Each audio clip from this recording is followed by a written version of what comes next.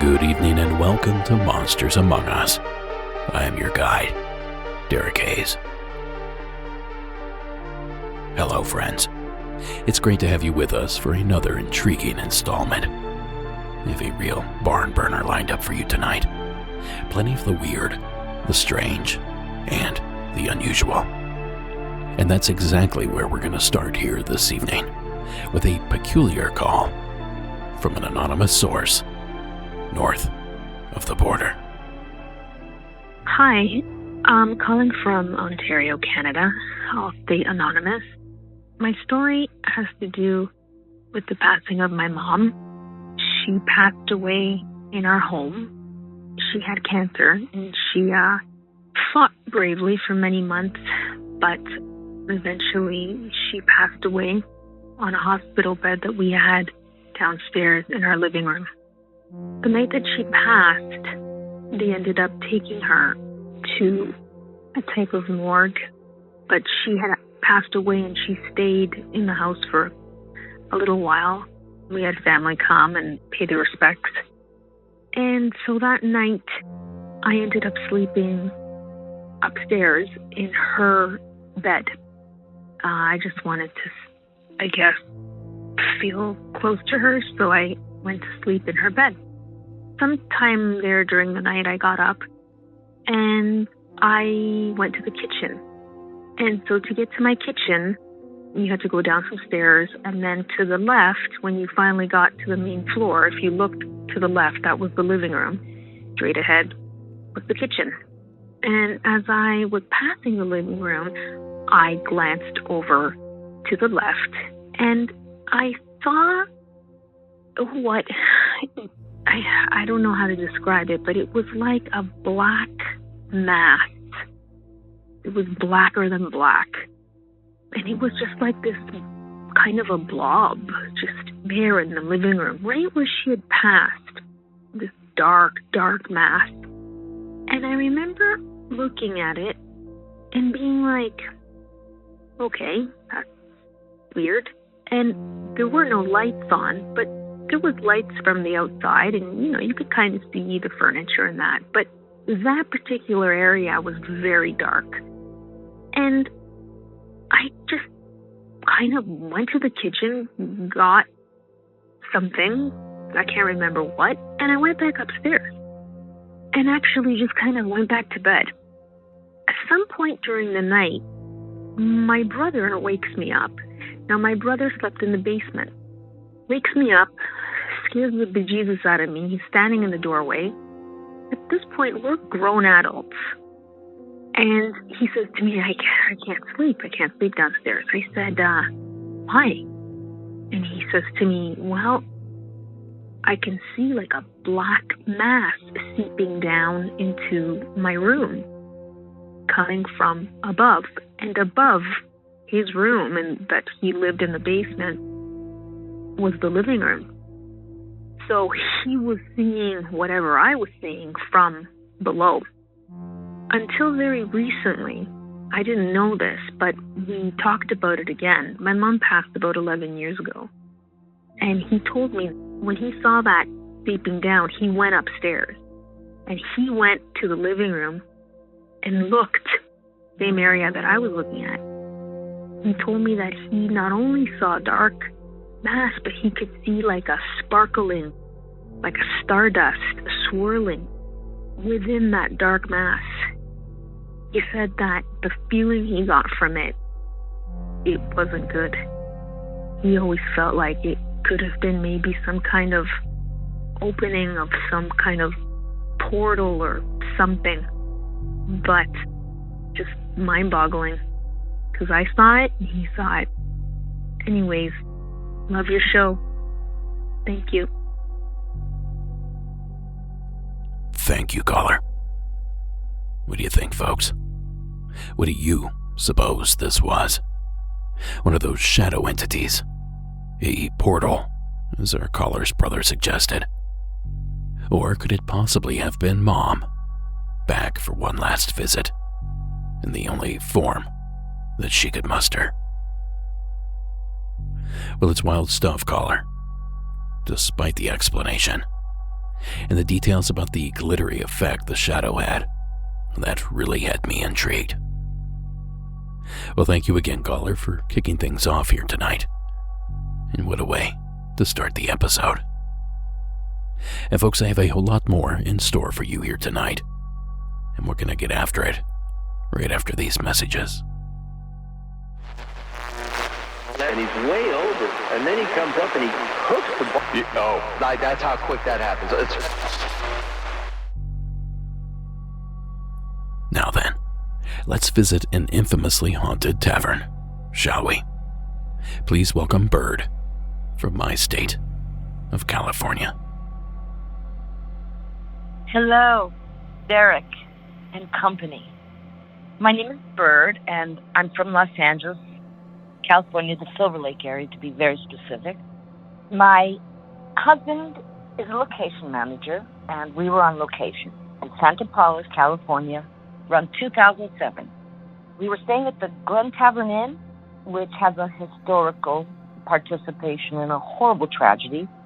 A dam burst close by a long time ago, in the early 1900s, and a lot of people died. And the Glen Tavern Inn became a refuge for survivors. It was an ugly situation. Plus, there were 2 murders in the hotel, I believe.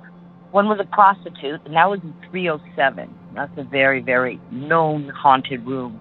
And then one was a gambler, lost his life. Oh, and by the way, I knew all about this place, historically and paranormally, before walking in. So we had to stay 3 nights, and the first 2 were spent in the renovated suite where there was no activity whatsoever.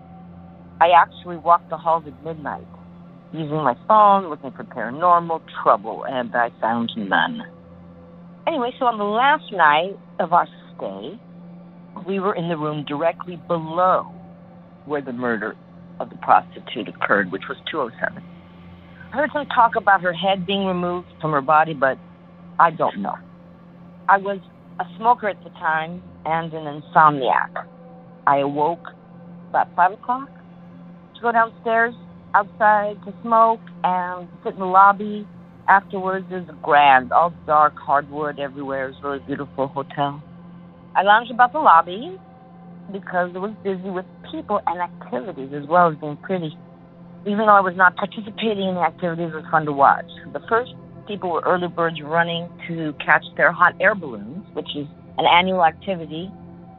Then the second thing that happened was this big travel bus that said Antelope Valley Paranormal Investigators or something like that.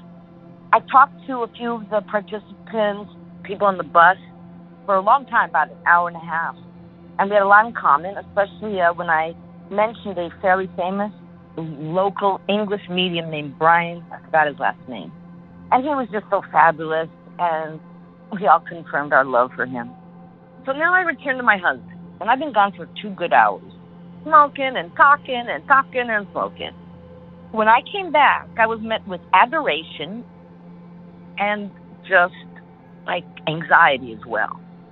He pulled me into the bed. He wanted to spoon. Now, this was not the kind of man who showed his affection that way. He was affectionate. He would, hold me and kiss me, but he never wanted to really cuddle in bed. That was not his thing at all. Anyway, so then he tells me what happened while I was gone. He had been somewhat of a skeptic. He claims he woke up to something, and what he believed was my arm sticking straight up in the air under the covers. And he swatted it down. only to find it was my king-size pillow propped up perfectly straight, under the covers, stiff, and kept the blanket up like a tent. He was kind of freaked out. He was like, "What's this?" And he didn't know what to make of it. And he goes into denial quickly.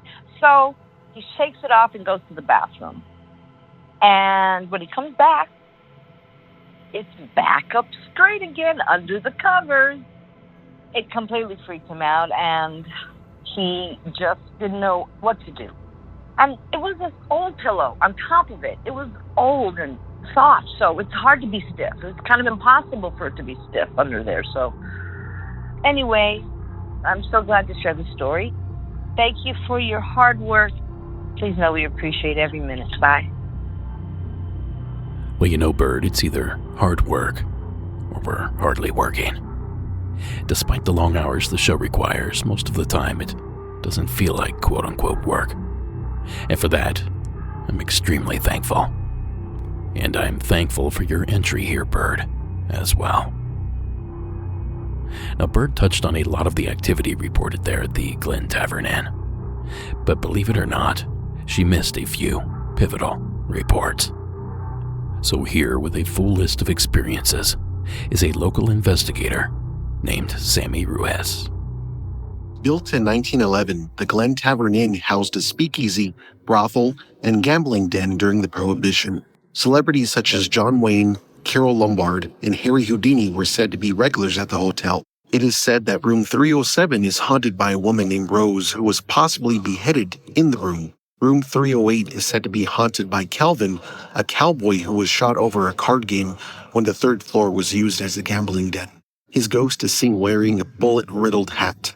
Guests and paranormal investigators have reported ghostly children laughing in the halls, phantom footsteps, objects flying off dressers, and eerie voices caught in recordings. The hotel has been featured on Ghost Adventures and The Dead Files, solidifying its status as one of SoCal's most haunted hotels. Now, Sammy is a great source on information regarding SoCal hauntings. So if you're local and curious, there's a link to his account in the show notes. And if you find yourself in Santa Paula, California, swing by the Glen Tavern. Maybe you too will experience one of these mysterious phenomena. And thank you again, Bird, for sharing the legend here with us. And folks, if you too have a story you would like to have shared here on the program, give me a call at 888-608-NIGHT. That's 888-608-NIGHT. Or shoot me an email at monstersamonguspodcast@gmail.com. And when you do, keep those guidelines in mind. True stories only. One story per submission. And if you run out of time, just call back and continue where you left off. And lastly, call from a quiet room in your house. Not outside, not a busy location, and certainly not a moving vehicle. Sending in a voice memo is far and away your best bet for a great sounding call. But we'll take them. Anyway, we can get them. So again, that number is 888-608-NIGHT, and the email address is monstersamonguspodcast@gmail.com. No matter how you reach out, we're looking forward to hearing from you. And we're looking forward to hearing from this next caller as well. Please welcome John to the program. Hey, Derek. My name's John. This story comes from when I was living up in Pennsylvania. I'd say it was 2017, and it was hunting season, late November, early December. I was hunting at a farm that my father-in-law and I used to go to, and this morning I was just going by myself. I was off of work in the middle of the week, but I decided to go hunting out there. So I went out to the Grego farm out in Paranormal, Pennsylvania, and I went down to a tree stand spot that I'd picked out earlier in the season. I'd say I roughly got there about 5 o'clock in the morning, got up into my tree stand, and I was just sitting there facing the open cornfield. And behind me was a very large sinkhole they used to refer to as the quarry. And there was a small stream that used to run back behind there. But while I was sitting there, I used to know the pretty normal sounds that went on around that farm. I've been there a couple times. So it was just like any other normal morning. And then for some reason, I was up in my stand, and all of a sudden I got a sense that something else was there. I didn't know exactly what it was, and everything seemed to get dead quiet. Then I got hit in the face with this odor, and it kind of smelled like a wet animal, wet dog, something of that nature. And the hairs on the back of my neck stood up, and I was, for the first time in a long time, I was really scared. And I felt that something was looking at me. I didn't look to see what it was. I didn't want to. In the back of my mind, it was saying, you don't want to see it. You don't want it to see you see it. I sat there in the stand for a few minutes, and then finally, it seemed the sense of whatever was there went away. I don't know what it was. I didn't see it. But that's my story. What was it? I don't know. But it was so real to me that as soon as day broke, I got down out of the stand.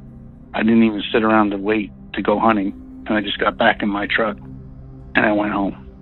Thank you. Have a good day. And thank your staff. Thank you, John, for calling in. And yes, a huge thanks to my staff, Sarah, Delaney, Connor. And we have several volunteers that help with our Discord and Facebook. Sarah and John, currently, I believe. And of course, my mom as well, who is back in Ohio, manning the shop. So I agree, John. A huge thanks to our staff. Now, as for the feeling of being observed, sensing an unseen and unnerving presence, and that peculiar odor, to me, that only points to one possible suspect: Bigfoot. After all, the creature is said to have an intense stare and even emit a low frequency that can stun prey and predators alike. And everyone knows that personal hygiene is not high on their list. Legends persist about how badly these cryptids are said to smell, like a hot dumpster, a wet dog, a musty locker room, or that barnyard smell. Almost exactly what John described here. And you know, Pennsylvania is a state that's had its fair share of Bigfoot experiences. It currently ranks 12th in number of sightings in the country on the BFRO website. And I'll tell you, that ain't nothing. So I guess making that assumption isn't too crazy, John. And to be honest, it's even more believable after you hear this story that Delaney dug up while researching this story. A report made to the Bigfoot Field Researchers Organization. An encounter that occurred the very same year that John's did, and in the very same month that John's did, and in the very same week that John's did as well. Deer season. And get this, it occurred only 3 miles away from that exact location. The following was pulled directly from that report. I went into my woods. I was sitting at my deer spot, and after sitting for about an hour, a few deer ran through the woods. They acted as if something was pushing them. A few seconds later, a sasquatch, 7 to 8 foot tall and reddish brown, came following them. Now I realize there's not much to go on there, but luckily for us, BFRO investigator Nate Moyer made a follow-up. Now the following was pulled directly from Moyer's follow-up interview. The witness told me additional stories from the surrounding area. Most of the family has seen some sort of unexplained activity, howls, knocks, and whoops. They even had 45 chickens that through the years were all taken or killed. He told me some were taken by an owl, but most were not. They had ducks that were killed and left in the enclosure. The heads were pulled off the ducks and left there in a pile. The doe he shot was not concerned with them being there. It was more worried about something behind it. After the deer was shot, a figure emerged from the thicket. It was tall, 7 to 8 foot, walking on 2 legs. It approached the dead deer and looked directly at the witness. He was frozen in place and could only watch as it disappeared back up the hill. Now, I think the most concerning detail of that report is that whatever this thing was, it didn't seem to be fazed by gunfire. That doesn't bode well for anyone caught in the woods of eastern Pennsylvania, armed or not. Now, we appreciate that story, John, and if anyone from that area has any insight or an experience of their own, of course, we'd love to hear about it. But until then, thanks again, John, for calling in. People mover trains begin rolling early next year. Right. Downside to a smaller home. It's not really fun. Now, in the number 4 slot here this evening is 7, calling in from the state of Tennessee. Hey, Derek. It's 7 from Middle Tennessee. So I was just listening to episode 17 of season 17, and the disembodied voices calling a name brought up an old memory I'd completely forgot. So this had been 2003. I was working the late shift in an all-night gas station, and it was just me by myself. And I'm kind of milling about the store, just facing stock, dusting, just regular stuff.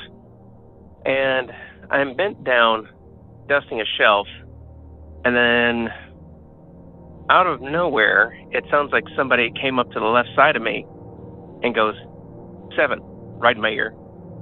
Now, this was so loud, I actually jumped up. I was kneeling down at the shelf, and I jumped straight up, stood, looked around, thought, okay, somebody just snuck up on me. And it was a fairly small all-night gas station, so there wasn't a lot of room to hide.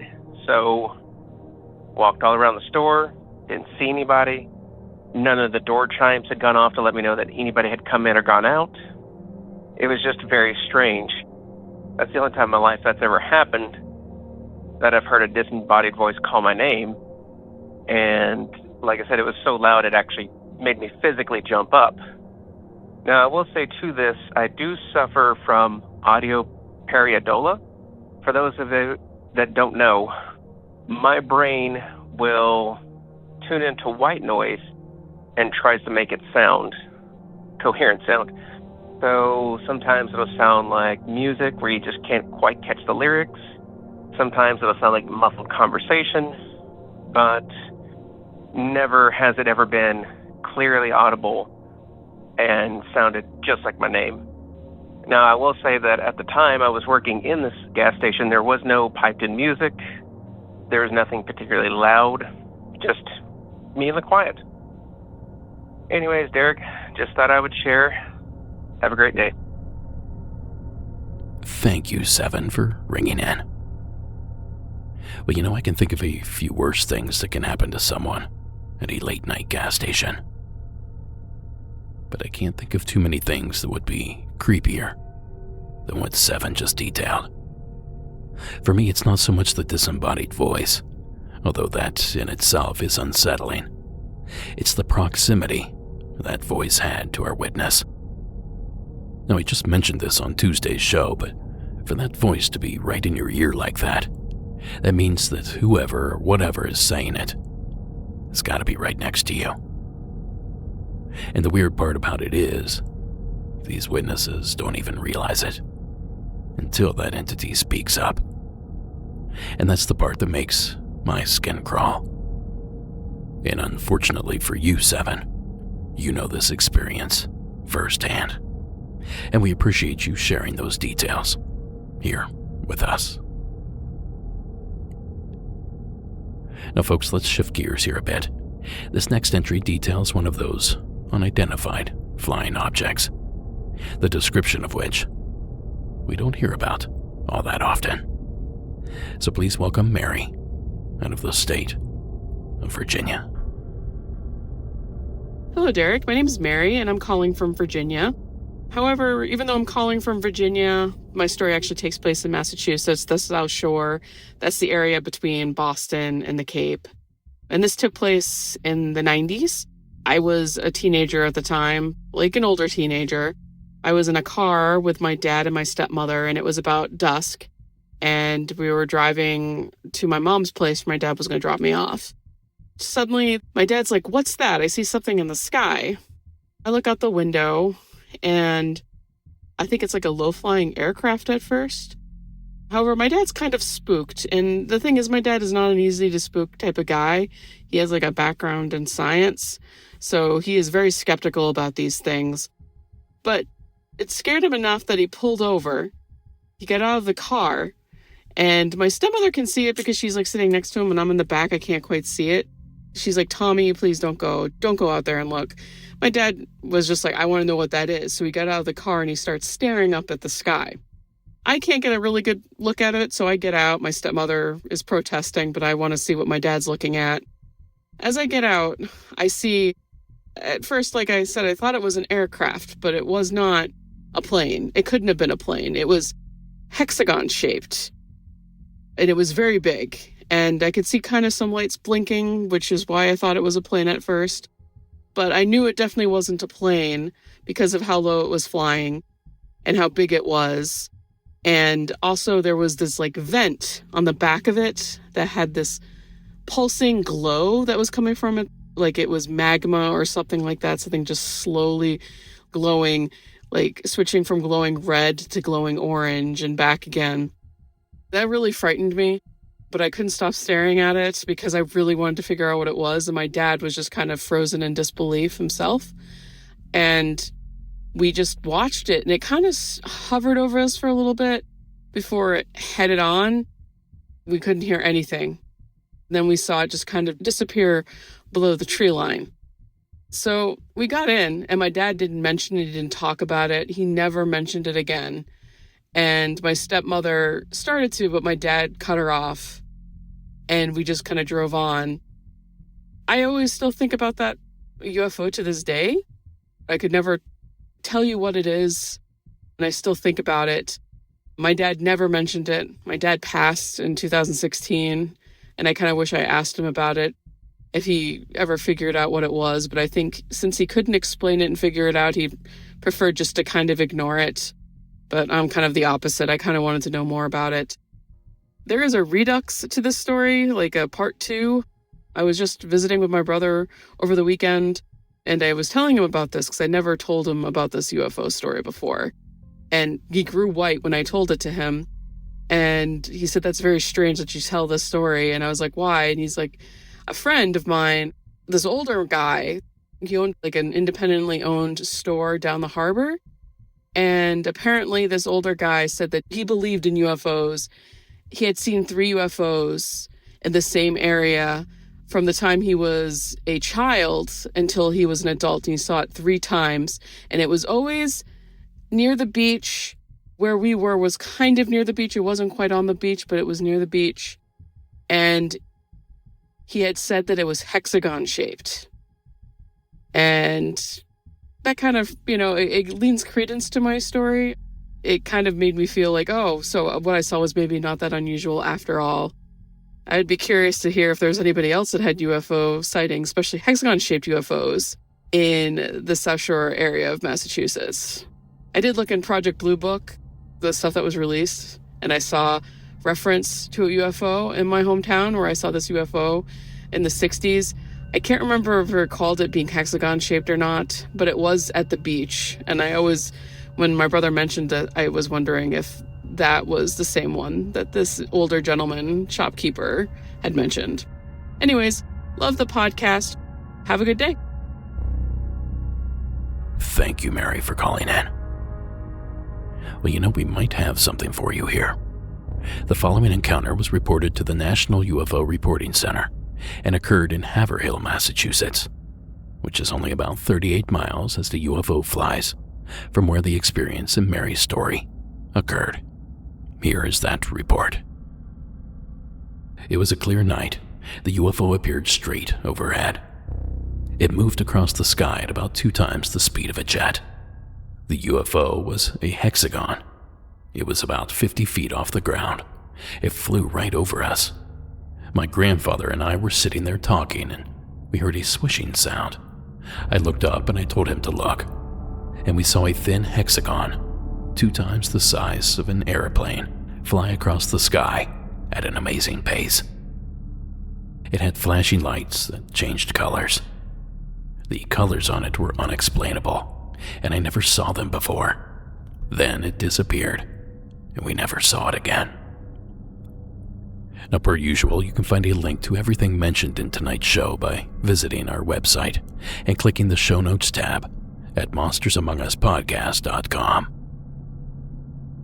Now, truth be told, that encounter that I just read occurred in June of 2009, decades after Mary's encounter.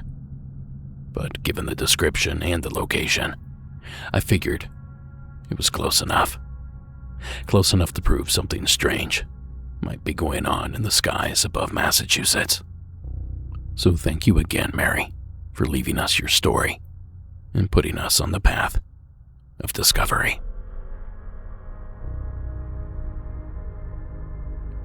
Now, folks, grab your scuba gear because we're venturing into the splash zone. Please welcome Maria out of the Sunshine State. Hi, my name is Maria, and I'm calling from Central Florida, but this story actually belongs to my father, and it takes place in the country of Nicaragua. My father was about 12 years old, so this would have been around 1956, so it was a very long time ago. This occurred on a farm in Nicaragua that belonged to his family, so a lot of what would happen is when school would get out and they would go on vacation, a lot of, my father's cousins, their parents would send them to his aunt's farm to go work and kind of spend vacation. And they would go and they'd do a lot of stuff on the farm. And on this one such day, he went out with a wagon and a mule and one of the workers on the farm, who was an older gentleman, probably in his late 40s. And my father was 12 at the time. And they went out to the property. His aunt actually happened to own quite a large amount of land. And right next to the farm is a large inactive volcano that has a lagoon inside in the middle. It's actually called Apoyeque. And they actually happen to own half of that volcano. And so they used that very fertile land to plant things, and they also used it for their cattle to graze, which is one of the main things that they had on the farm. And on this day, they took the wagon. They had to go up the side of the mountain, up to the very top. I've actually visited it myself. Once you get to the very top, you can kind of look down, and you see a large lagoon in the middle, just like a lake. Very beautiful. So my father, on that day, I would say was around the afternoon, early afternoon, there was still plenty of light. And they were cutting plantains up there at the very top. And my father says that him and his companion saw a craft emerge from the water and kind of hover very quietly. It made absolutely no sound, from what my father says. He said it was kind of cigar-shaped, and it kind of came out of the water, kind of hovered above, almost at the top of the crater a little bit, and then just went right back down and went back in the water. And I think at the time, I don't even know if UFOs were even a thing that people talked about, especially in a Latin American country in the 50s. They would have had a very limited amount of, technology and news. So my father is actually a very educated man. He's very well read, and he says to this day he's not found any kind of aircraft in books that would resemble what he saw. He says the closest thing in terms of behavior would be like a stealth aircraft. It kind of hovers quietly, doesn't really make a lot of sound.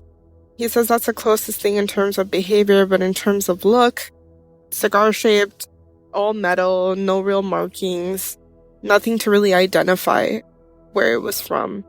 Several years later, I would say around the 70s, he did have a conversation with some military people from Nicaragua who he shared the story with, and they happened to mention that they had several other military people, witness that sort of thing in and around the area in some parts of Nicaragua.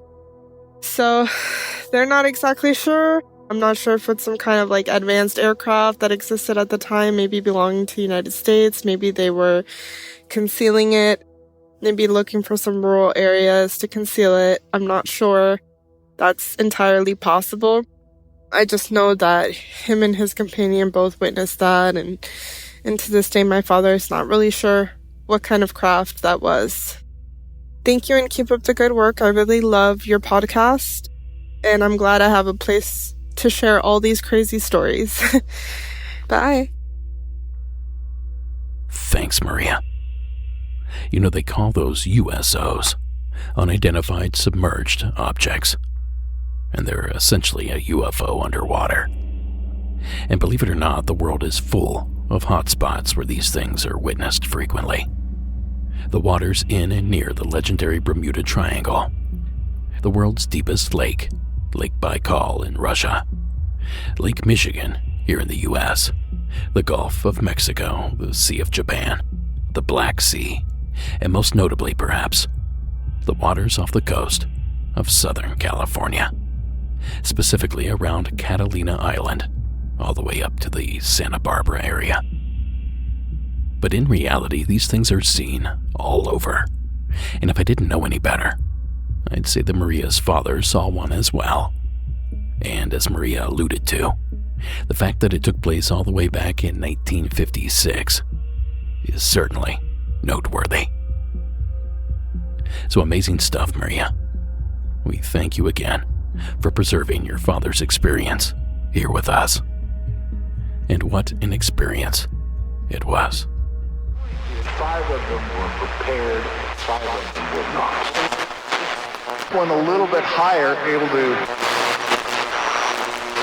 People who plan ahead, people who stay ready.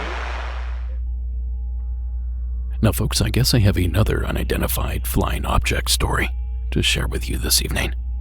But this is not your conventional sighting. Jessica from Canada, please explain. Hi, Derek. It's Jessica. I was in Canada, in Quebec, kind of in a rural area in the Gatineau Park area of Quebec. I'm calling today because I heard a story where someone had reported seeing something like a translucent bat. And it was the first time I was kind of excited about what me and my husband had seen 4 or 5 years ago. So I thought I would tell my story and see if it was at all close to the same sighting. So my husband and I were visiting my parents in Ottawa, Ontario, and they live in a, not a suburban area. It's like quite city-esque and an older neighborhood. And we were both smokers at the time, so we went outside after dinner with our drinks, and we went out in the backyard, a tiny backyard, close to all the other backyards. We sat out and had a cigarette and chatted. It was around probably 10:30 p.m. Really nice night, not cloudy, fairly clear. I didn't notice it was windy or anything, although it's been a while now, so I can't remember too many details. And as we were chatting about God knows what, I look up to my left above the horizon, like beside my parents' neighbor's house, and I see this, what looks like a V-shaped like pair of wings moving in this like kind of mechanical way. Like they're flapping, but they're like illuminated. I couldn't see really a body, just the wings, like the way you would like draw arches for a seagull. And I saw them and I told my husband, hey, do you see that? Like, what is that? Is it a drone? And we look and he's dumbfounded, and so am I. And we're just kind of looking at it. It's kind of shaky, flapping, mechanical, very high up in the sky, but not high enough where it would be like plane height. I can't gauge, maybe, 100 feet, 150 feet, I don't know. And it was moving away from us, and then all of a sudden another one appeared right beside it, kind of in tandem. And they were both flapping and moving away from us, and we just watched them in total awe, having zero clue what it could be. It didn't look like a drone. It didn't look fully mechanical. It looked like it was I don't know, almost like it was an animal, but also this illuminated mechanical jerking motion. I've never seen anything like it. I've never seen anything like it again. And we both looked at each other and thought, this is definitely a UFO of some kind.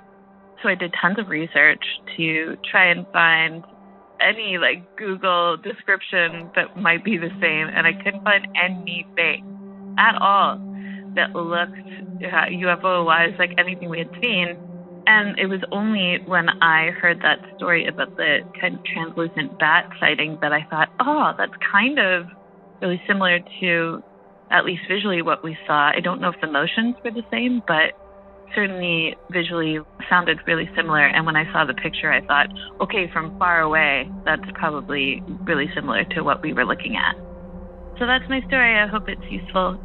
Thanks again for everything. Have a great day. Bye.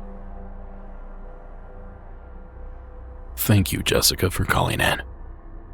I could name a bunch of things that this might have been, including but not limited to some sort of large bird, a vulture perhaps, or a paraglider maybe. Or was it one of those ornithopters? If you don't know what that is, check out the show notes. But the truth here is, I have no idea what it is that Jessica and her partner saw that day. But if you do, you know how to reach me. monstersamonguspodcast@gmail.com, or give me a call, 888-608-NIGHT.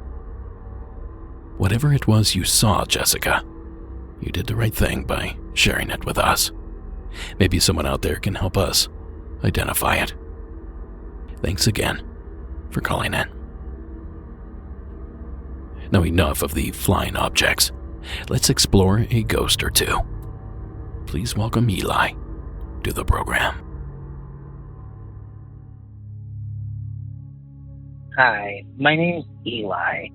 I've been a long-time listener of the show, literally since, I think, season 1.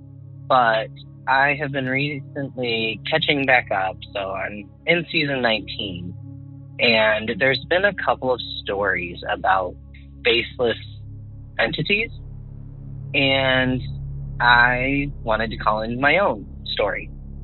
So I'm from Michigan, and I live downriver. The house that I lived in I could not even count how many odd happenings, ghost sightings of everyone who visited. But the one that I'm going to talk about today is the faceless woman I would see, both in dreams and when I was awake. It was always a very benign kind of experience, but it was very odd. The most notable time that I ever had anything happen, I woke up at night and I slept in the basement of my parents' house. So it was always very dark and pretty cold as it was, but I woke up from a dead sleep for whatever reason and sat up and looked around trying to see if maybe the dog was making a sound or if somebody had done something in the house, and I didn't see anything. But when I turned to the other side of my bed, there was a woman sitting there. She had long black hair, a red dress with a white apron. And even in the moment, I thought it was very odd that I could make out all these details because it was so dark. But when she turned to me, she had no face, no facial features at all. It was just a blank slate of where a face should be. And her whole appearance, all of it seemed to glow. I could make out all these details despite it being very dark. And she just kind of turned and looked at me and then patted the end of the bed as if to tell me to go back to sleep, you would do for a kid, you just pat the pillow. For whatever reason, I did. I just laid back down and went back to sleep. And I would have never thought to tell this story except for a couple years later at a sleepover. All of us were telling scary stories. We were watching the horror movies and telling scary stories that we had experienced or whatever. And one of my friends told the exact same story. They said they woke up one night and there was just a woman sitting on the bed, explained her the exact same way, long black hair, red dress with a white apron, and no face. And I thought that was so weird, so I had to tell them that. And then hearing these stories be told both in season 18, I think episode 47, and season 19, I don't remember what episode, I just thought it was very interesting that this was something that occurred to a lot of people. So I just wanted to go ahead and share my story. Keep up the awesome work. I hope to continue listening to your podcast for many years to come. Thanks. Thank you, Eli, for calling in. A faceless woman. Definitely spooky. And he's right, you know. From time to time, we do receive this sort of report, though I'm not sure exactly what it is being reported. Is it a perception issue? Maybe the spirit has trouble fully manifesting, which results in a blurry face. Or is it that these entities never had a face to begin with? I guess both possibility is unsettling in its own way. Whatever the cause of the entity's missing mug, we thank you, Eli, for telling us all about her. Now, folks, time is running out to get your hands on some official Monsters Among Us gear for the holiday season. Visit monstersamonguspodcast.com and click the shop tab, and do so before December 17th if you'd like your items to arrive before the Christmas holiday. Again, that's monstersamonguspodcast.com and click that shop tab. Now, folks, let's close things out here tonight with a monster story. From the state of Arizona, please welcome Anonymous to the show. Hey, Derek. I want to call this in anonymously from Arizona, but this story actually happened in Idaho about 5 years ago. So I was near Ketchum, which is close to Sun Valley, hunting black bears and wolves with my dad. And both of us saw just a really strange animal. The best way that I can describe it was it had the body of like a Himalayan tar, which if you look up what a Himalayan tar looks like, they're like a goat almost. They got very furry body, like a musk ox. It had the body of that, but it had like the head of almost a moose. Like, I've seen basically every animal that could be found in that area. I've seen mountain goats, I've seen bighorn sheep, I've seen wolves, black bears, moose, elk. This was none of those. This was something I had never seen. And initially, since we first saw it in the early morning, I thought this was just a mountain goat that looked weird because of the lighting. But as the day drove on and we continued to watch this thing, we realized this is not a mountain goat. This is something entirely different. Now, if this had happened in, like, say, New Mexico, I could have just thought, oh, that's just a Himalayan tar, because they do have a feral population of tar there. But this happened in the mountains of Idaho in fall. We don't have tar here. And mountain goats, to my knowledge, aren't normally brown. So I just thought I'd call that in. If anybody else from Idaho has experienced something like that and know what that could have been, I would appreciate knowing. It's confused me for years. But thank you for letting us call in and share our weird stories like this. All right, bye. Thank you, caller. How's that for a mystery? Some sort of unidentified ungulate. Let's break this call down a little further. For starters, I'm quick to think of the Moose Lady call from season 16, episode 14, a story from Eau Claire, Wisconsin, that detailed a strange-looking old woman carrying a suitcase that morphed into a moose-like creature right before the witness's eyes. A chase later ensued. It was really quite an ordeal. And if you're not familiar, I highly recommend you track it down and give that story a listen. And there was also a similar story, also out of the state of Wisconsin, that seemed to describe another moose-like creature thrashing on a beach on either Lake Superior or Lake Michigan. I can't recall. Now, it sounds like our caller is quite familiar with all the creatures of that area, and so am I, if I'm honest. And just like our caller, I also can't think of a single mammal that should be in that area that matches that description. Now, I searched a list of invasive species. I searched high and low for any known cryptid from the gem state, and I didn't find a single thing that I think I could even remotely attach to the animal in our caller's story. And that's where the trail went cold for me, until my editor Connor suggested a call from last season that just might detail the exact same creature. Now, this story originally aired on season 19, episode 18. How many of you remember this entry from D in the state of Idaho? Hi, Derek. This is D from Idaho. So this is a high school friend's story that I just recently learned about because I haven't seen him since my senior year. After we graduated, he went into the military and he got stationed up in Alaska. And what he would do whenever they weren't doing anything on the base is he would go with some of his friends on base and they'd find places off base to go, fishing or hiking or just generally exploring.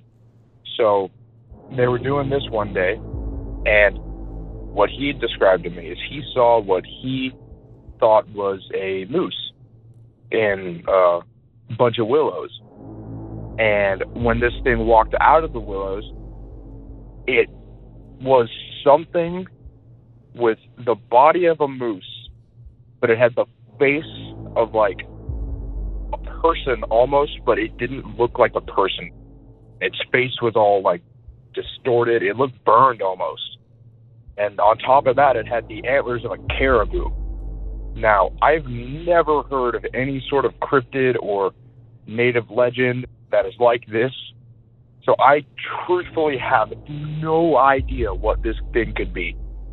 But I feel like it is just a really strange story from one of my buddies that I had never heard because I had just recently talked to him since he moved down here after the military. Okay, bye. Thanks again, D. No, I don't know, folks. What do you think? Do we have a match?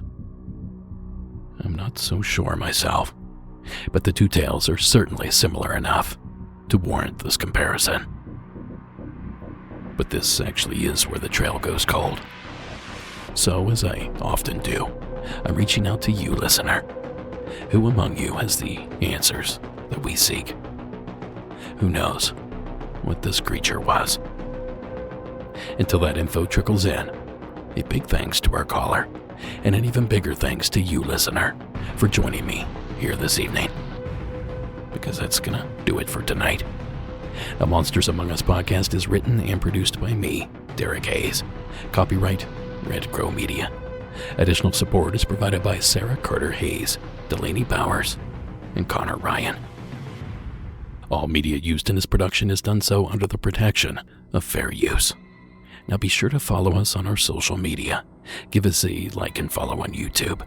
Join our Discord server and leave us a rate and review wherever that sort of thing is possible. Don't forget you can catch the show every Saturday evening at 10 p.m. Eastern on the UNX Digital Network. Just visit unxnetwork.com to tune in. Now finally, tonight's score was provided by Iron Cthulhu Apocalypse, Co.ag Music, and Carl Casey at White Bat Audio. Now watch our movie, BorregoTriangle.com, and join us in the beyond. Go to MonstersAmongUsPodcast.com and click the Patreon tab. And be sure to tune in to Monsters Among Us Jr., our sister show exploring pint-sized paranormal stories from the youngest fans of the show. New episodes drop every other Wednesday. And to report a story, just call 833-MAU, kids. Alright, gang, you wouldn't go anywhere if you knew what was good for you. Believe it or not, I'll be right back.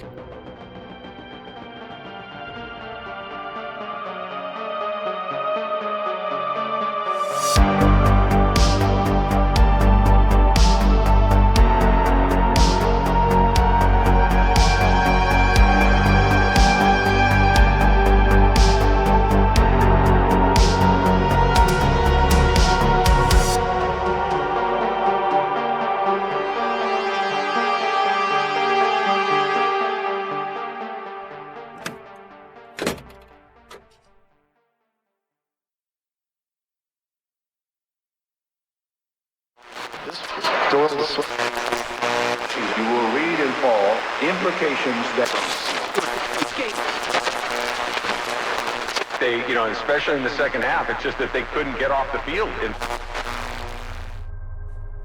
All right, loyal listeners, who's ready for tonight's secret story? Please welcome Caden, out of the state of Kansas. Hi, Derek. This is Caden. I live in Kansas near the Missouri border. I was recently listening to the Season 7, Episode 19 Grab Bag episode. I'm fairly far behind. But it describes a disembodied hand, and it kind of brought up a memory that I had pushed away for a while, because it pretty much F's with my reality, if that makes sense. So I was in the car with two of my siblings, my younger brother and my younger sister, and I was driving them home from youth group. So this would have been probably 8 or 9 at night, pretty dark. And we were just driving down the highway, and we were about to get on the exit ramp. And I saw something in my headlights just in the middle of the exit ramp, very low to the ground. I couldn't quite make it out until we got up close to it. But as we got up close to it, I could see that it was a disembodied hand. And I had zero idea what I was looking at. I was completely dumbfounded. And I slow down, and we literally have to wait for this thing to cross as it just walks in front of us across the exit ramp and into the ditch.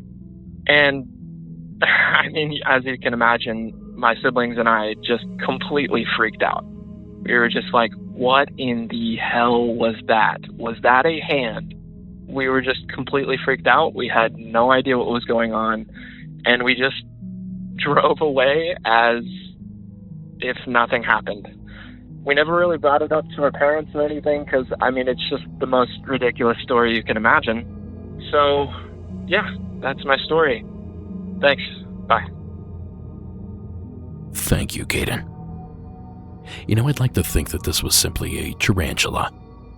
A large, hand-sized tarantula. But a tarantula, nonetheless. Otherwise, there's not much else out there that it could have been.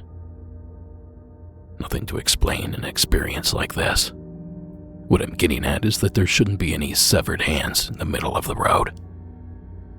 I guess it might happen from time to time, but it's not something anyone should expect to run across.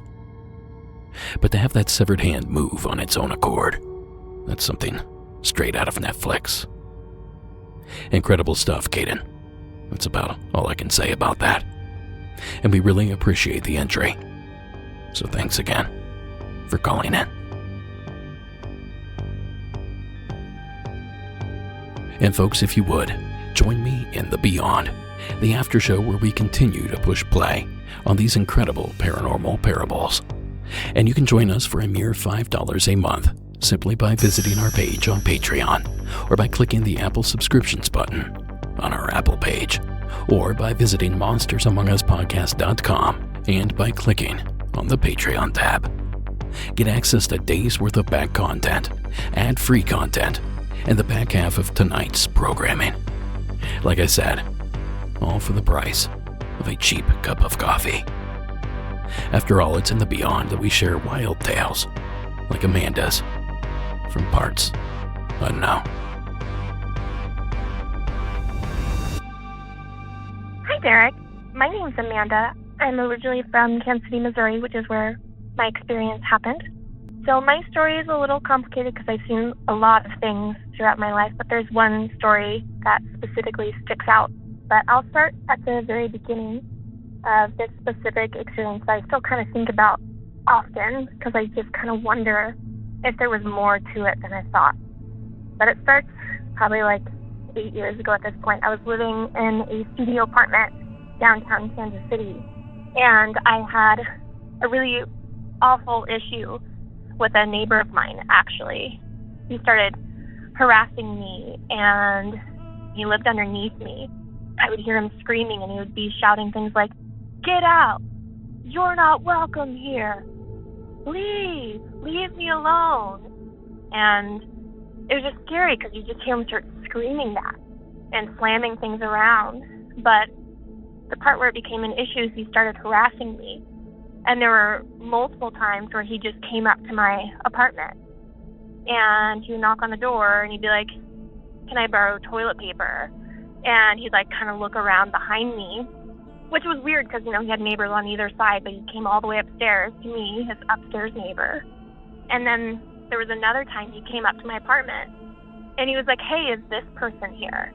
And I was like, "No, that person's not here. It's me who lives here." And he's like, "Well, they told me they were here." And I'm like, "I'm sorry, can't help you. They're not here." And the part where it kind of became like an issue was there was like one night where he just chased me out of my apartment. And he just seemed kind of like frantic. And then once he saw me, I guess he heard me going outside, he ended up like just stopping and he was like flexing his hands. And then he just turned around and went back inside. And that's where it was kind of like really scary. Like I had to call the cops and then had to like email my landlords, and he eventually got evicted. But the thing with him like always screaming, "Get out, you're not welcome here," that happened regularly up until he got evicted. But fast forward maybe a year, I lived there for a couple years, and my little sister, there's a really big age gap, so I was babysitting her, and she was like maybe 11 at the time. She came over and she was in my apartment, and she described seeing a shadow figure that was standing at the foot of my bed. And that's something I've always seen, is I've always seen shadows, but I've never seen them head on, and I've always seen them out of the corner of my eye. Living in that apartment, I had a laundry facility outside my apartment. I'd always see something at the end of the hallway, and I'd just see a shadow, and then I'd look and it'd go away. But then my little sister, you know, she described the exact same thing inside of my apartment. I don't know, so I've always kind of wondered if maybe there was something more and that guy was seeing more of that shadow figure just up close and personal, you know, because when there's like something like a ghost or a